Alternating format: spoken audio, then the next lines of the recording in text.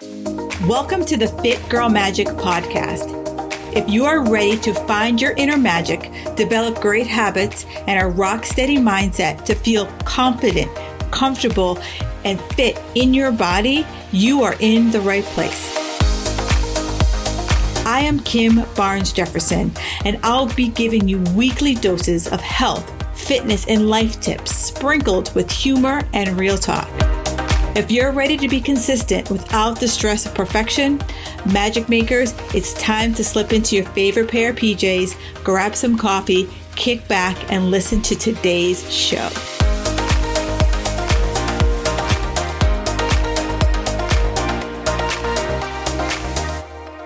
This week's iTunes review is brought to you by Jackie O Jazz Hands. She writes a great, funny podcast about real topics we all struggle with. Kim gives great advice and support to people to live their best life. That just fills my heart. Thank you so much for taking the time to write me that 5-star review. And for those of you who have yet to leave that 5-star review, all you have to do is go on to iTunes or wherever you listen to this podcast and do the same thing, and I will read it on the air. So thank you so much, Jackie O Jazz Hands. It fills me up when I read those reviews from the heart. Enjoy the podcast. Magic makers, have a great episode for you. Today, I have asked 4 other fitness pros their input on how do you best track food. And I know I think I heard a collective sigh. I think I saw with my little eye, a bunch of eyes rolling. I get it, right? When someone says food log, you're like, sweet Georgia Brown. Like, oh, sweet Georgia Brown. I can't. Like, and you get stuck. And I totally get it. There's 2 reasons why I think people get paralyzed with food logging. One, it's just a pain in the fucking ass to just sit down and write out what you are eating, right? It's a pain in the ass. Second, I think you feel judged, right? Especially when a coach asks you to do it. And I know one of the biggest things I know when I start working with my private clients, I was like, okay, I need 5 days of food. And the reason why I ask for 5 days of food is that it helps me to see a pattern. It helps me to see what's going on with you. And many people, they get kind of stuck because they think we're judging. As a health coach, we're not judging. For us, it is a place for us to start. We need the data. We need to understand if you came to me and you told me that either, whatever your goal is, if your goal is to lose weight, your goal is to put on muscle, your goal is to have more energy, your goal is to stop the cravings, I got to know what you're eating. And I also have to know how you're working out, right? And you're quick to tell me all your workouts, but when it comes to food, you're like, well, And I know this, one woman that I started working with, like she literally was paralyzed for like 2 weeks because she was afraid that I was going to judge her. Here's the thing. If you've hired a really good coach, they're not judging. It's data. Right? It's just data. It's kind of like, when we go to the doctor and the doctor says, well, Kim, how many drinks do you have a week? Well, back in the day, I used to lie my ass off. I was like, probably 1 or 2, right? A month. And I would lie to him because I didn't want him to judge me. But that's not what a health coach does, because if I know all the facts, I have all the data, it helps me to help you, right? So if you're currently working with a health coach or considering working with a health coach, it's a food log is it's how we know things, right? I always use CSI, the show. The food log is the body on the floor, right? Because when you have a body, you can see what happened to it. Did someone beat the body over the head? Was it shot? Was it stabbed? What happened to the body? That's what the food log is. And so I asked 4 great ladies, how do they go about helping their clients track the food? What are some of the things, tips and tricks that they have to actually track the food? Some of them have also gone into detail as to like what it tells you, right? The biggest thing is that the reason why we ask you for this food log is that it helps us to better understand like what you're consuming, and especially on a non-structured day. So, many people, I'm sure you guys are going to nod along with this. Many of you are awesome Monday through Friday night, and then Saturday and Sunday, release the hounds, right? So it helps us to be better able to help you with those weekend unscheduled meetings, right? Eatings, feedings. But we also want to help set you guys up for success. And so that the tracking also helps reveal patterns. I have clients who are emotional eaters, stress eaters, right? Boredom eaters, right? We all have that. And so how do we work with you on making those, tweaks? Because it's those extra bites, licks, taste that add up over the course of time. And so I have 4 great ladies who are just going to give you their help and information. So let me just stop my talking. Let's hear from them and hear what they have to say. All right, first up we have Kristen. And one of the things why Kristen and I click so much is that she is all about being more intuitive with your food. And eventually I want my clients to get there too, right? I don't want you to have to track for the rest of your natural born life, right? But I like her approach that the tracking is about awareness. The tracking is about feelings, right? And until we start to see when we actually write things down, how do we know our feelings? And so I really like the vibe that Kristen brings to food tracking. Have a listen and do me a favor. If you like what she has to say, screenshot this and tag both of us on the gram or Facebook. Enjoy and let me know how you feel about Kristen's approach to food tracking. My name is Kristen Ciccolini. I'm a functional nutritionist and menstrual health educator with an intuitive approach to health. What's one simple tip I have for tracking your food? Well, because I follow a more intuitive approach that emphasizes letting the body lead, tracking isn't really something I recommend long-term because in my experience and in my practice, I've seen that lead to disordered eating or anxious tendencies around food. However, intuition is information. It's a collection of experiences that's housed in your brain, like a database of experiences that you can call on before rational thought can kick in. And, it's your second nature. And since intuition is based on information in your environment, you need to start with something, right? So my tip for tracking food is to use it as a temporary tool to gain awareness. I have clients track their food and mood for 3 to 5 days, including a weekend day when they're out of their normal work routine. And rather than logging every last teaspoon and measuring everything, I just ask that they input a brief description of what they ate, the main ingredients, and then write down how they feel before and after they eat. And for the word about how they feel or the description of how they feel, it can be physical or mental, emotional. So physical can be hunger level. If you're trying this, if you know what your signals are, some people don't, that's okay. But this is another way to gain awareness around that. Some hunger signals can be jitters, difficulty focusing, irritability, feeling tired. And again, those feelings that you list can be mental or emotional as well. So maybe after you eat, you're feeling anything from happiness to guilt, nausea, motivation. There's a lot of information that you can find there. And it's all information for that intuitive database.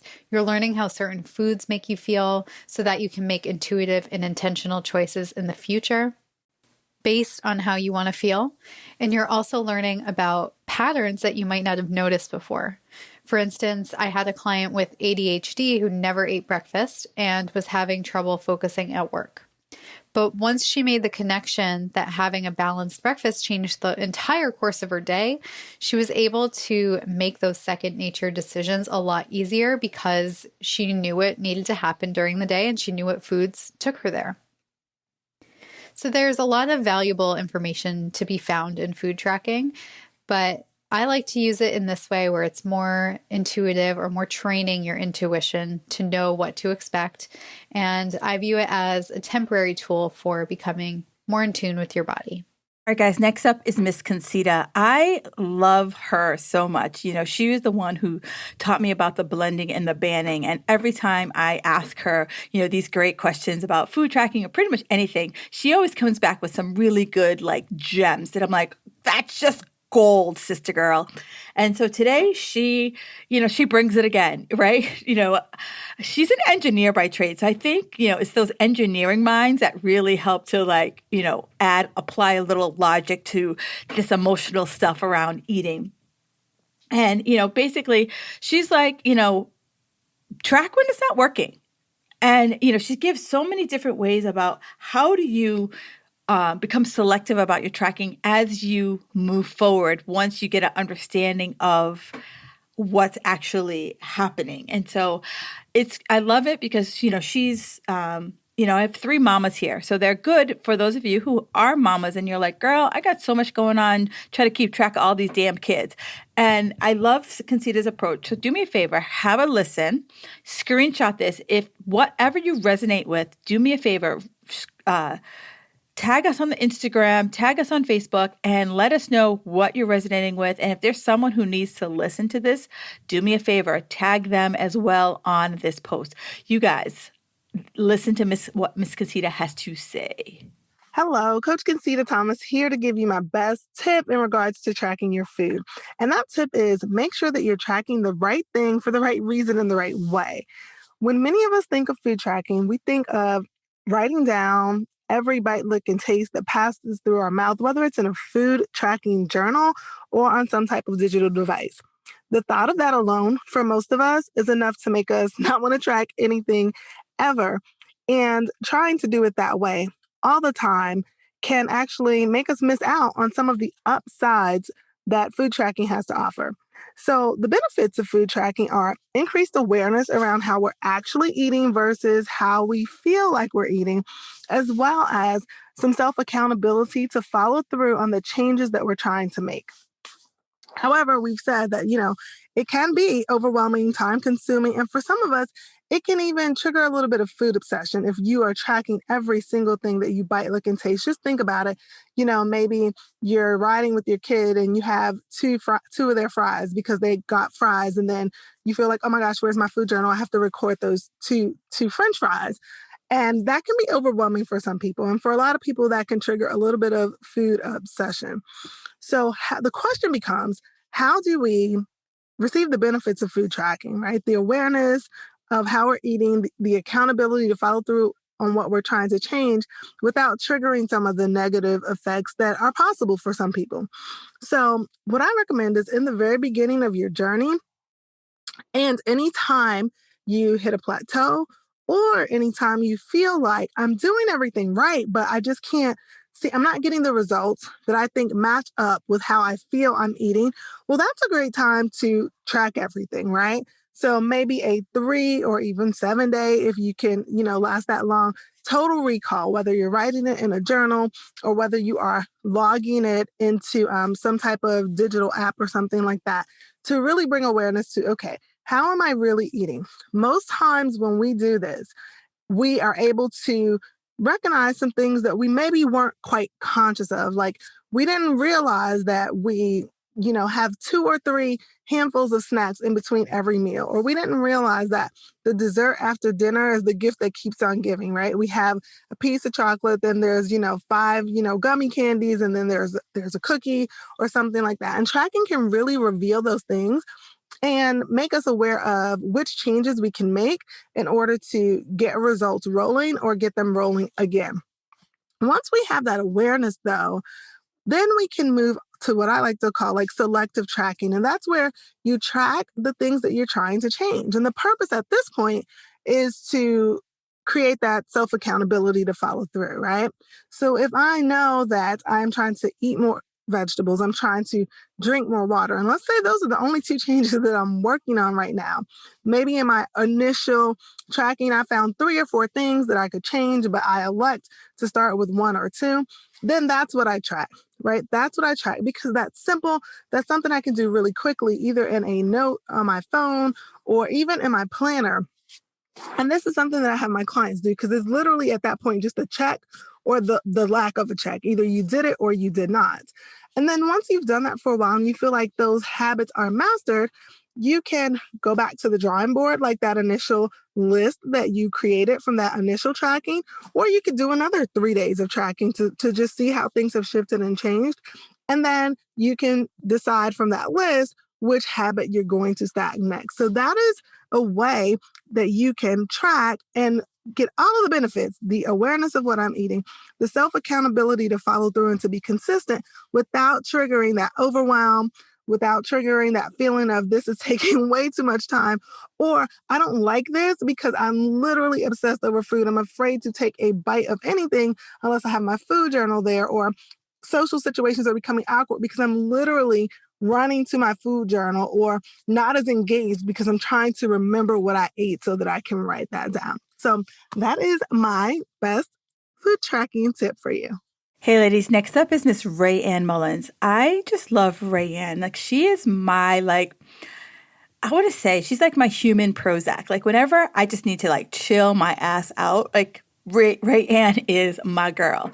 And I love her like simple, practical tips to really help us track food, but also she's bringing in the emotions. And I know plenty of you are stress eaters, emotional eaters, and she's really helping you to kind of start to zone in, tune in, I think that's a better word, tune in to why. Right? Tune into why. And I love her tips on, the tracking that she gives. And as always, like if there's something that resonates with you, do me a favor, screenshot it and tag us both, Instagram, Facebook. And if there's someone that needs to hear this message, absolutely tag them on this post, because let me just tell you, food tracking is unopens the magic box. Have you ever watched the movie Pulp Fiction, and you know how every time they go and they're looking for that magic box and they open the box and it's the glow? Well, the glow is the food tracking, right? The food tracking is what opens our eyes to what's actually going on versus what we think what's going on. So I'm going to shut my mouth and I'm going to have you listen to Miss Rayanne. Hi, I'm Coach Rayanne Mullins. I'm a fitness, nutrition, and lifestyle coach for women. When it comes to food tracking, here is my number one tip. I always recommend that my clients include the time of the meal or snack, what food was eaten and about how much, why they ate the food, was it hunger, craving, or other, and also a rating of the hunger at the time of the meal. The piece where I have the client indicate why they ate the food is absolute gold. As a busy society, we tend to eat and not even notice, or we may eat instead of listening to our body and what we really need. When we're truly hungry, we have signals such as a growling gut, low energy, mood changes, shakiness, headache, etc. And if we're not hungry, we may be feeling something else like boredom, sadness, stress, frustration, or something else. So it's important to note that not all emotional eating is from negative feelings. Sometimes it's happiness and joy that can lead to eating even when we aren't hungry. If you're going to track your food, I highly recommend also tracking your emotions. This extra attention will take your food tracking and results to a new level. All right, ladies, we have our last fitness pro. Her name is Miss Carrie Manti, and I absolutely adore her. Like she is someone who just can make me laugh my ass off while calling me on my shit. And I absolutely love that about her, because there's only a handful of people who can do that. And I just love her because, many of you tell me, I just give it to you straight. Carrie, she does the same exact thing. She just gives it to you straight. And, I love her because she's got 3 kids and she keeps it real. Like she shows you like, this is what it's like to have kids and still be able to maintain a healthy lifestyle without going cuckoo for Cocoa Puffs, right? We've all lived that cuckoo for Cocoa Puffs life, and we ain't about that lifestyle no more. So have a listen, Miss Carrie Manti. Like, I love how she's just, she just lays it all out. And how do you do it with, we all live a more than busy life. And as always, if something resonates here with you, do me a favor, screenshot this and tag myself and Carrie on the post. And if someone needs to hear this, someone who's like, I ain't got time, girlfriend, tag them on this podcast and let them know they do got the time. My name is Carrie Manti. I am a strength, nutrition, and certified health mindset coach. And my number one food tracking tip is to track as you go. I am not somebody who loves tracking. I don't do it all the time, but For myself and my clients, it will always be the first tool I pull out in order to bring more awareness around our intake, regardless of our goals. So whether it's fat loss or muscle gain or just trying to increase our protein or fiber, we can't manage what we can't measure.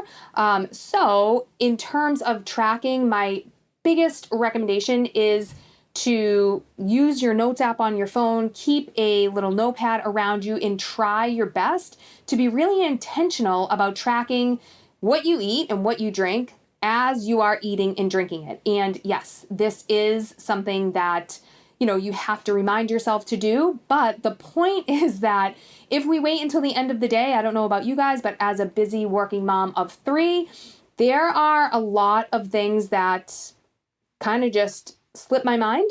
And I can guarantee you that what I ate at 10:30 in the morning while I was making, my 3-year-old snack is not going to be one of them. So although it is kind of an extra step and does take some intention, tracking as you go is just, for me and a lot of my clients, a lot more accurate than trying to remember everything that we ate over the course of the day or, at the end of the week. So if food tracking is going to be something that you plan on doing, my advice is to do it right from the beginning. Try to be as accurate as possible. Even if you need to make alerts on your phone or, walk around with a little piece of paper in your hand, write it on a Post-it note as you're eating it.